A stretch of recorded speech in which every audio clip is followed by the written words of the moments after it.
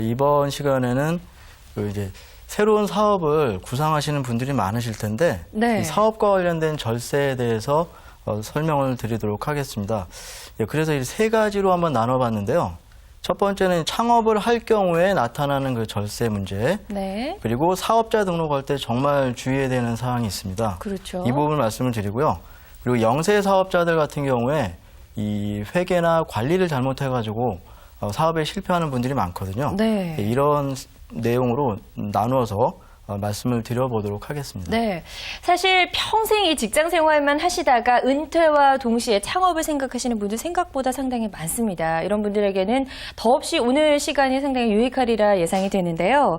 우리가 이제 창업을 하시게 되면 사업과 동시에 사업자 등록이라는 걸 하잖아요. 네. 이게 굉장히 이제 중요하다는 말씀이시죠? 처음에 이제 해야 되는 것이니까 여기서부터 이제 시작을 한다 이렇게 이제 생각을 하셔야 되는데 이제 사업자는 누구나 사업자 등록을 이제 해야 되는데요. 네. 사업 개시일부터 20일 이내에 이 사업자 등록을 하도록 법에 나와 있습니다. 그래서 이 사업자 등록을 하면은 이제 그 사업자 등록증에 사업자 등록번호를 찍어서 이제 교부해 주는데 네. 이 사업자 등록번호는 우리가 이제 성인이 되면은 주민등록증을 받는 거랑 이제 똑같다. 이렇게 생각을 하시면 되겠고요.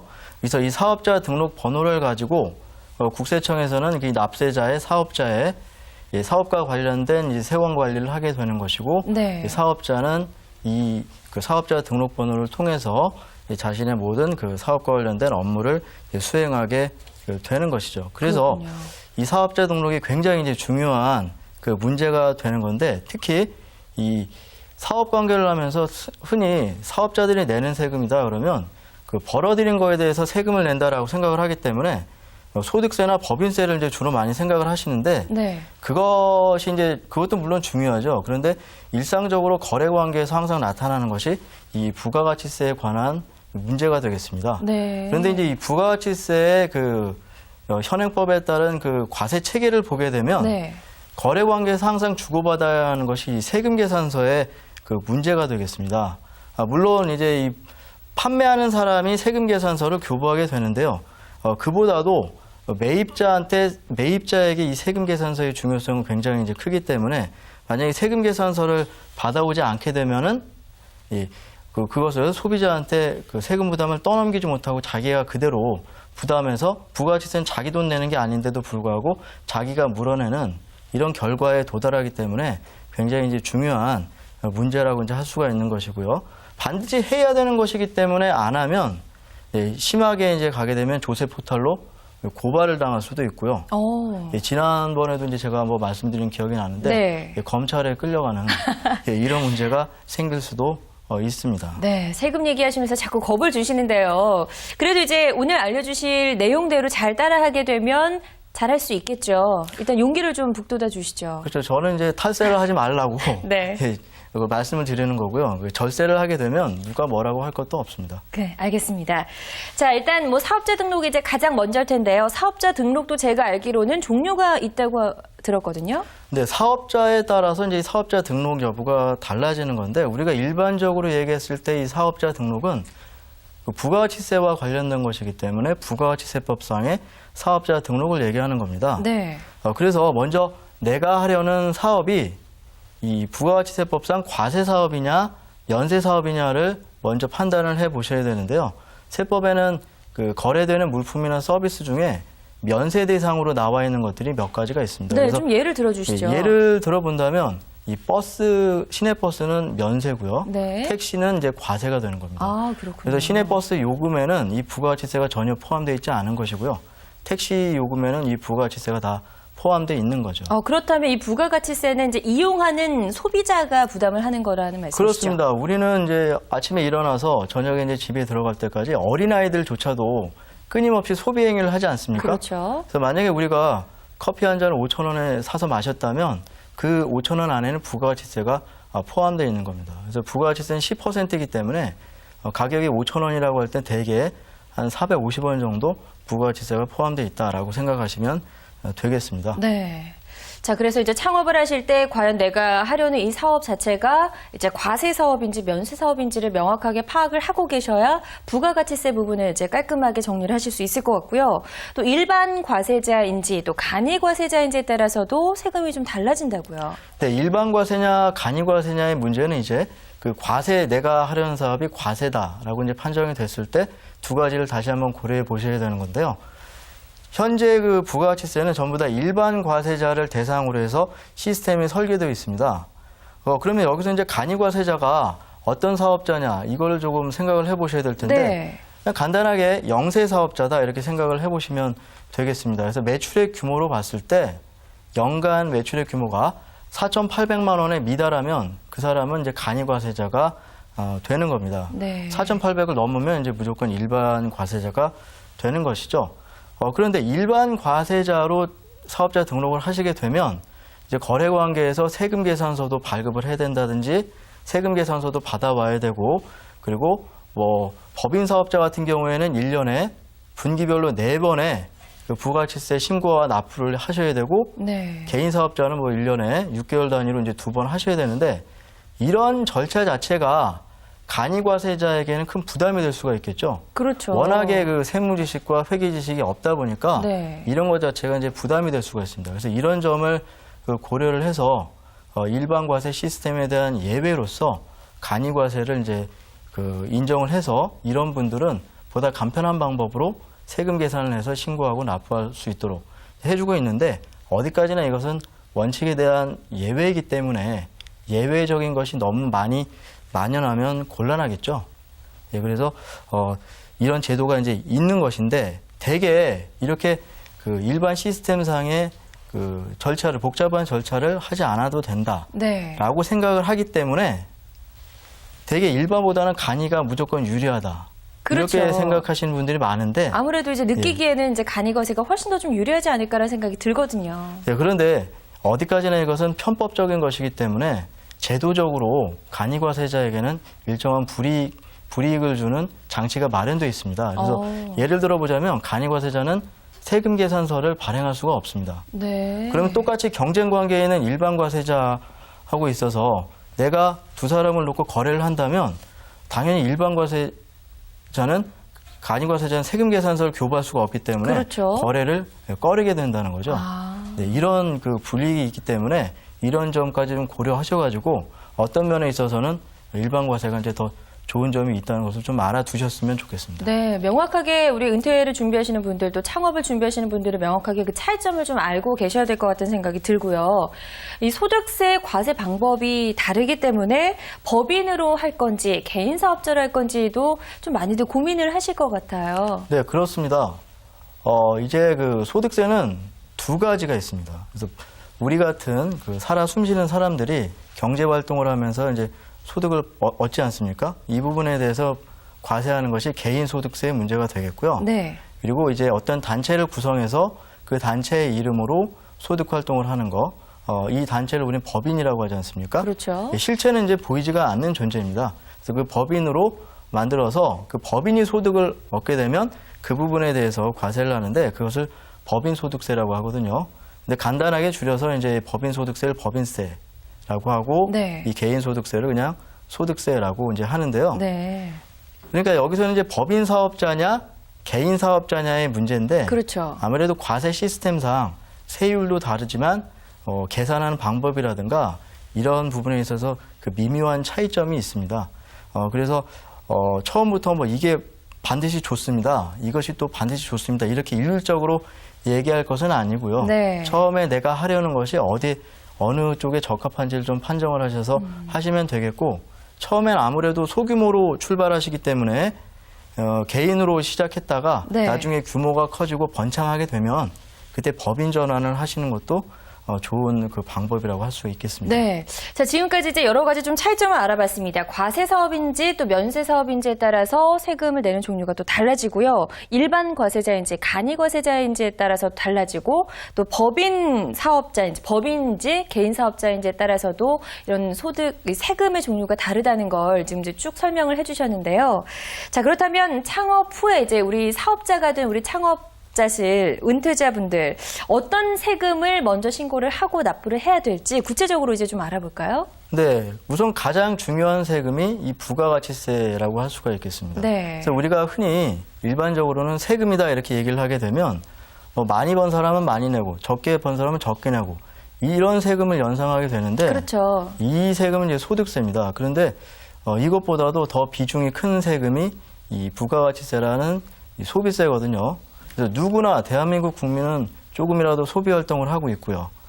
그 부분에 대해서 이제 10%의 소비세로 과세가 되기 때문에 굉장히 중요한 세금이라는 걸 먼저 그 말씀을 드리고요. 네. 그러면 이건 누가 부담하느냐 이 문제를 조금 명확히 짚어야 됩니다. 네. 이 그 부가가치세는 가격에 포함돼서 넘어오기 때문에 어디까지나 소비자가 부담하는 세금입니다. 그런데 우리는 끊임없이 소비 활동을 했지만 부가가치세라는 거를 세무서에 갖다 내본 적이 없죠. 그렇죠. 그렇죠. 예. 예. 부담한다는 사실을 느끼지도 못하기 때문에 소비자한테 갖다 내라고 하면 혼란이 발생합니다. 아. 그래서 유통 단계에 있는 사업자가 대신 소비자한테 받아다가 납부하도록 하고 있습니다. 그래서 이제 그 우리가 물건을 사거나 할 때 그 가격이 이제 다 포함이 되어 있는 거죠. 그렇죠. 우리가 물건 사면서 세금까지 그 사업자한테 주는 거죠. 그럼 그 사업자는 그것을 받아다가 대신 소비자 대신 세무서에 납부하는 그 의무만 지는 겁니다. 그래서 이런 점을 모르기 때문에 사업자는 네. 단순하게 세금 낼 때가 되면 자기 주머니에서 나가기 때문에 자기가 부담한다고 착각을 하게 되는데 그쵸. 절대 그렇지 않다는 거죠. 그렇기 때문에 뭐 없는 뭐 세금 계산서를 갖고 온다든지 해가지고 또 탈세로 이어지고 이런 문제가 이제 발생하는데 네. 절대 그거는 자기가 사업자 자신이 자기 돈 갖다 내는 게 아니라는 거를 좀 명확히 좀 생각을 하시고 네. 사업자분들은 그 거래 관계에 있어서 세금 계산서나 아니면 그 뭐 신용카드 전표 이런 거 있지 않습니까? 이런 그 증빙 자료면 명확하게 주고 받으시면 얼마든지 그것만으로도 부가가치세를 절감하실 수가 있습니다. 그렇군요. 그러니까 은퇴를 하시고 창업을 준비하시는 분들 이제 아마 창업이 또 처음이다 보니까 이런 부가가치세 개념조차 조금 낯설게 느껴지실 수가 있는데요. 본인이 부담하시는 게 절대로 아니라는 거 일단 개념 자체를 좀 정확하게 알고 계셔야 될 것 같고요. 이 부가세 그럼 납부액을 줄일 수가 있나요? 그렇습니다. 예. 계산 방법은 이제 어떻게 하는 것이냐면요. 내가 그 1,000원에 이제 물건을 사옵니다. 네. 그러면 이제 1,000원만 주는 게 아니고요. 상대방한테 부가가치세 10%를 포함해서 1,100원을 주게 됩니다. 네. 그러면 사오는 입장에서는 내가 100원의 세금을 부담하지 않았습니까? 그런데 이것은 언제까지나 내가 부담하는 게 아니라 사다가 이것을 2,000원에 판매하게 되면은 그렇죠. 상대방한테 200원의 부가가치세를 받아내게 됩니다. 무조건 이제 10%니까요. 그렇습니다. 예. 사올 때는 100원 부담했지만 팔 때는 200원을 더 받아오는 거죠. 그래서 200원을 받아다가 내가 사올 때 부담했던 100원을 빼고 100원만 갖다 내는 거니까 예, 결과적으로 내가 부담하는 건 없다는 거죠. 그러네요. 그런데 여기서 주의하실 게 뭐냐면 사올 때 100원을 뺀다고 말씀을 드렸는데 이 100원을 빼기 위해서는 반드시 세금 계산서라는 걸 받아봐야 됩니다.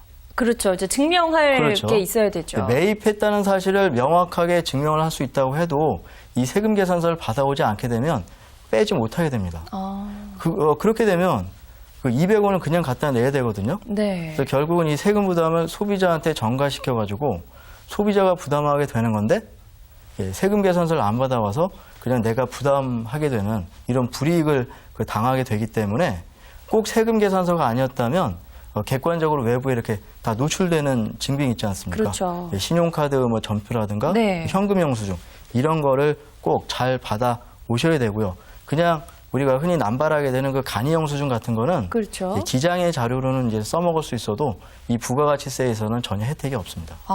요 점도 또 명확하게 알고 계셔야겠네요. 뭐 신용카드 영수증이나 직불카드 영수증, 또 현금 영수증 이런 게 다 되는데 간이 영수증만 안 된다는 그렇습니다. 말씀이시죠? 그것은 이제 왜냐하면 외부에 자료가 드러나지 않기 때문에 네. 인정되기가 상당히 어려운 것이죠. 네. 자, 이제 부가가치세에 대해서 알아봤고요. 그 외에도 또 어떤 세금들을 우리가 알고 있어야 될까요? 네, 아까 말씀드렸던 이 법인세와 소득세가 있습니다. 그래서 1년 동안 정확히 말하면 이제 사업연도 과세 기간이라고 말씀을 드려야 되는데 간단하게 1년 동안 법인이 얻은 소득에 대해서 그리고 개인 사업자가 얻은 소득 부분에 대해서 세금 부담을 하셔야 됩니다. 그래서 법인세는 1년이 끝나면 3개월 이내에 신고하고 납부하셔야 되고요. 그리고 개인 사업자 같은 경우에는 다음해 5월 달에 종합소득 확정신고 한다는 말씀 이제 많이 들어보셨을 텐데 네네. 네, 그때 함께 신고하고 납부를 해주시면 되겠습니다. 아, 그럼 이제 여기서 추가적으로 또 궁금한 게 부가가치세는 1년에 몇 번 납부를 해야 되는지. 법인 사업자는 4번 납부합니다. 분기별로. 네. 그 분기가 끝나고 25일 내에 신고하고 납부하도록 되어 있고요. 개인 사업자는 예외적인 경우를 제외하면 6개월 단위로 한 번씩 하면 되겠습니다. 그래서 7월 25일까지 그리고 다음해 1월 25일까지 신고하고 납부를 한다 이렇게 생각하시면 간단하겠습니다. 네, 자 부가가치세 그리고 법인세, 소득세에 대해서 이제 알아봤습니다. 그런데 제 주변에 보면요, 이렇게 자신의 명의로 창업을 하시는 게 아니라 다른 사람의 명의를 빌려와서 창업하시는 분들도 꽤 있으시고요. 오히려 내 명의를 남한테 빌려주는 분들도 계시더라고요. 네, 이거 반드시 좀 잘 들어두셨다가 숙지를 하셔야 될 사항인데요. 네, 예, 제가 겪었던 실사례를 한번 말씀을 드려보겠습니다. 몇 년 전에 제 친구에게 제가 전화를 한 통 받았는데 바로 이 문제였습니다. 친한 사람이 자기에게 사업자 명의 대여를 좀 해달라. 그러니까 자기 이름으로 사업자 등록을 하고 자기가 사업을 좀 해보겠다 이거죠. 네. 예, 그런데 친한 사람이 아니면 사업자 명의를 빌리고 빌려줄 일도 없습니다. 그렇죠. 예, 저는 그래서 듣자마자 자세한 얘기 필요 없습니다. 절대 해주면 안 된다. 아, 나중에 분명히 문제 생긴다. 이런 경고를 했는데 그래도 친하다. 내가 알아서 하겠다.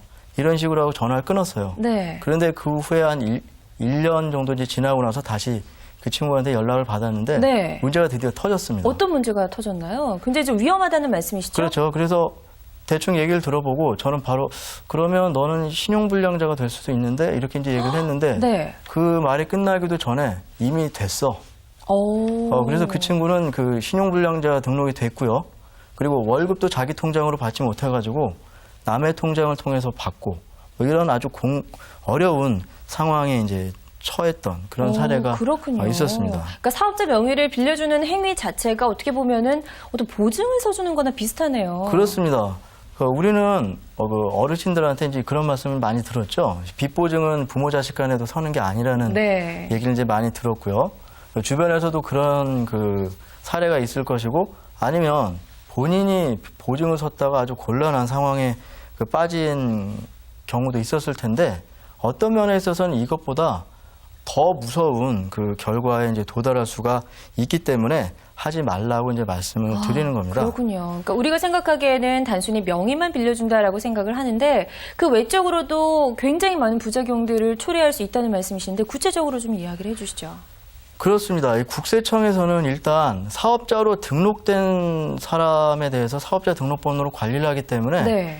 실제 그 내부 사정까지 알지 못하거든요. 그렇죠. 등록된 사람한테 세금 고지를 이제 하게 됩니다. 네. 그런데 이 세금 문제도 중요한 것이지만 아주 괴로운 상황을 가져올 수 있지만 여기서 끝나는 게 아니라 내가 실제로 번 소득보다 내 이름으로 잡혀있는 소득이 있기 때문에 소득이 커져가지고 이 소득에 비례해서 부과되는 각종 국민연금이나 건강보험료 부담이 또 그만큼 커질 수가 있다는 거죠. 그러겠네요. 이제 내가 개인이 아니라 사업자가 되다 보니까. 그렇죠. 예. 예, 거기다가 그 명의 빌려간 사람이 그나마 세금이나 잘 내고 문제를 안 일으키면 되는데 그 사람이 문제를 일으켰다 이렇게 되면 나는 예상하지는 못한 사이에 내 재산이 막 압류가 되고 공개 매각되고 우리 집에 막 빨간 딱지가 붙게 되는 거죠. 네. 이런 어려운 상황이 이제 나타날 수가 있고요. 예, 그리고 그런 체납 사실이 금융기관에 통보가 됩니다.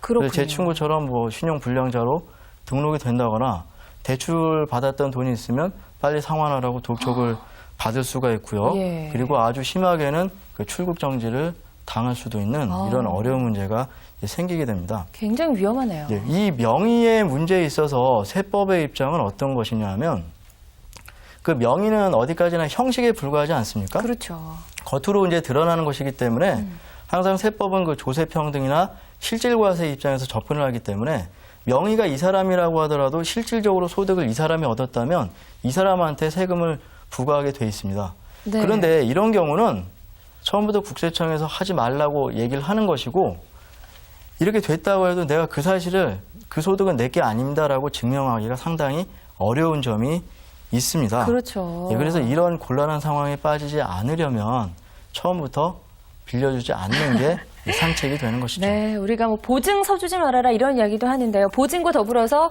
내 명의를 남에게 빌려주는 행위 또한 상당히 위험한 상황을 초래할 수 있다는 거. 그리고 은퇴하신 분들에게는 반드시 아셔야 될 그런 기본 상식이 아닐까 싶습니다. 자, 그런데요. 제 아는 분 중에서는 이제 정년 퇴직을 하시고 나서 창업을 하신 분이 계세요. 그래서 물어보니까 사업은 굉장히 잘 된다고 말씀하시는데 정작 소득이 별로 안 된다고 말씀을 네. 하세요. 이제 수입이 적다 이렇게 말씀하시는데 이건 왜일까요? 세금을 좀 많이 내고 있어서인가요?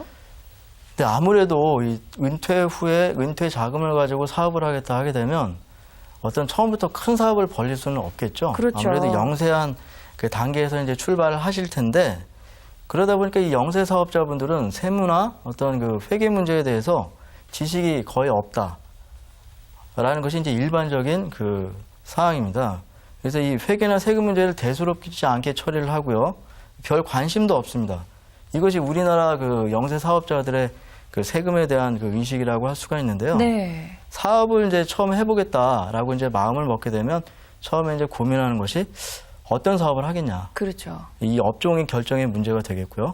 그래서 어디서 할 거냐. 네. 어느 지역에서 해야 뭐 대박이 터지겠냐. 입지 선정의 문제고요. 네. 그리고 필요한 자금은 어떻게 그 끌어올 것이냐. 자금 조달의 이제 문제가 될 겁니다. 중요하죠. 예, 굉장히 중요하죠. 예, 그런데 어떻게 해서 이제 이런 것이 다 처리가 돼서 사업은 이미 시작이 됐습니다. 네. 그러면 이제 얼마나 운영을 잘해서 대박을 터뜨리느냐. 여기 이제 관심을 갖게 되는데 네. 즉 이거는 이제 마케팅 문제가 그 되는 것이죠. 근데 마케팅도 잘했어요. 네. 그래서 매출도 아주 커졌습니다. 그럼 이제 수입이 많아야죠. 네, 그럼 이제 많이 벌고 네. 예, 좋아야 되는데 물어보면 그 사업자가 느끼기도 그렇고 외부에서 보기도 그렇고 그냥 그럭저럭 먹고 사는데 그치는 경우가 많다 이거죠. 그거 좀 이상한데요? 예, 그래서 내면을 네. 들여다보면 이제 답은 나옵니다. 내부 관리가 엉망진창인 경우가 굉장히 많습니다. 그렇군요. 그러니까 많이 팔고 잘 팔고 매출은 굉장히 많은데 버는 건 많은데 투입되는 비용 관리가 전혀 되지 않아가지고 돈이 어디로 새는지 관리가 도무지 되지 않습니다. 네. 그러니까 간단하게 비유를 하자면은 명품백이 있는데 구멍이 뚫려가지고 돈이 네. 막 줄줄줄 샌다. 이렇게 이제 비교를 해볼 수가 있겠네요. 그러네요. 뭐 백으로서 전혀 기능을 제대로 못하고 있는 그렇죠. 건데요. 그래서 이제 우리가 은퇴하시고 창업을 하시는 분들이 세법에 대해서도 잘 모르고 회계에 대해서도 잘 모르시기 때문에 이제 격리하시는 분들을 새로 영입을 하거나 그런 분들께 모두 맡기곤 하는데 간혹 이제 신문을 보다 보면 그런 분들께 다 맡겨서 뭐 몇십억이 횡령이 됐다 이런 기사도 종종 접하게 되잖아요. 네, 그것이 알고 시키는 거하고 내가 모르고 시키는 거에 이제 차이점이 되겠는데요. 네. 내가 알고 시킨다는 것은 내가 보고 일일이 그 관리를 한다는 뜻이 되지 않겠습니까? 그렇죠. 근데 전혀 모르는 상태에서 맡겼다 이것은 일이 많은 건데 그 사람이 어떤 마음을 먹고 어떻게 행동할지 도무지 모른다는 거죠. 그렇죠. 그래서 종종 그 인터넷이나 뭐 방송에 이렇게 나오는 걸 보게 되면 네. 그런 문제가 이제 크게 터지는 케이스라고 할 수가 있겠습니다. 그렇다면 은퇴 후에 창업을 시작하시는 분들 어떤 부분에 가장 좀 신경을 기울여야 될까요? 네, 관리라고 하는 것이 그 어려운 문제가 아닙니다. 일단 거래하는 관계에서 영수증 같은 증빙 자료를 꼼꼼히 이제 챙기시고요. 그러한 증빙 자료를 가지고 거기에 기반해서 장부도 잘 쓰셔야 되겠습니다. 근데 이 장부를 쓰라는 것은 곧 이제 기록을 하라는 건데요. 단순히 이제 저 같은 외부 전문가한테 네. 의뢰를 하게 되시면 다 이제 기장을 해줍니다. 그런데 맡겨놓고 나 몰라라 한단 말이죠. 그렇죠. 세무사가 다 알아서 해주겠지. 네. 뭐 이런 생각인데 망하는 지름길입니다. 오. 어떻게 남이 내 거를 다 해주기를 바라겠습니까? 물론 그럼요. 대행은 해주지만 처음에 말씀드린 것처럼 내가 알고 시키는 거하고 모르고 시키는 거에 차이점이거든요. 그래서 실제 사업을 하는 사람은 사업자 자신이지 네. 세무대리인이 아닙니다. 그래서 거래 관계에서 증빙 자료를 챙기는 것도 그 장부를 잘 기장하고 관리하는 것도 사업자 자신이 되어야 되는 것이고 네. 또 사후적으로 뭐 세금 신고할 때 뭐 증빙 자료를 뭐 어거지로 만들어 온다든지 이렇게 되는 것은 결국 탈세로 이어질 수밖에 이제 없는 겁니다. 그렇군요. 그래서 우리가 이제 기록이 될 만한 장부 작성하는 거, 기록하는 거 굉장히 중요하네요. 그렇죠. 기록을 하는 것과 안 하는 것에는 굉장히 큰 차이가 있는데요. 네. 우리가 일상적으로도 그냥 전혀 뭐 기록하지 않고 번대로 계속 쓰게 되면은 돈이 모이질 않습니다. 여기서 제가 기록을 하라는 것은 어떤 복잡하게 기록을 해보라고 말씀드리는 게 아니고요. 간단하게 뭐 어디에 얼마 이렇게 썼다. 뭐 용돈기 입장이나 가계부 쓰듯이 한번 기록을 해보시면 그 차이를 확연히 느끼실 수가 있을 겁니다. 그래서 네. 기록을 하게 되면 흔적이 남기 때문에 내가 어디에 얼마큼을 이제 썼다. 그렇죠. 이런 것들을 이제 알 수가 있기 때문에 네. 그런 걸 보면서 여기에는 쓸 필요가 없었는데 뭐 썼다든지 이런 식으로 그 피드백이 가능하고요. 이것을 그 기반으로 해서 미래에 대한 계획을 세울 수 있고 이런 데 이제 활용을 하게 되는 거죠. 근데 일반적인 경우에도 이런데 사업자에 있어서는 얼마나 중요한 문제가 되겠습니까? 그럼요. 네, 돈이 새는 걸 방지하기 위해서라도 우리가 이런 걸 꼼꼼히 잘 관리하고 기록을 해야 될 것 같습니다. 자, 그렇다면 세무사님, 창업을 꿈꾸는 은퇴자분들이 분명히 많이 계십니다. 그리고 이미 이제 은퇴하시고 나서 창업을 하고 계신 분들도 많으실 텐데요. 이런 분들께 끝으로 한마디 좀 해주시죠. 네, 사업자라면은 항상 그 관심을 가지고 전문가의 도움을 받더라도 그 전문가가 설명해주는 부분에 대해서 이해할 수 있을 정도로 알아들을 수 있을 정도는 그 돼야 됩니다. 이것은 저 같은 전문가가 되라고 말씀드리는 게 아니고요.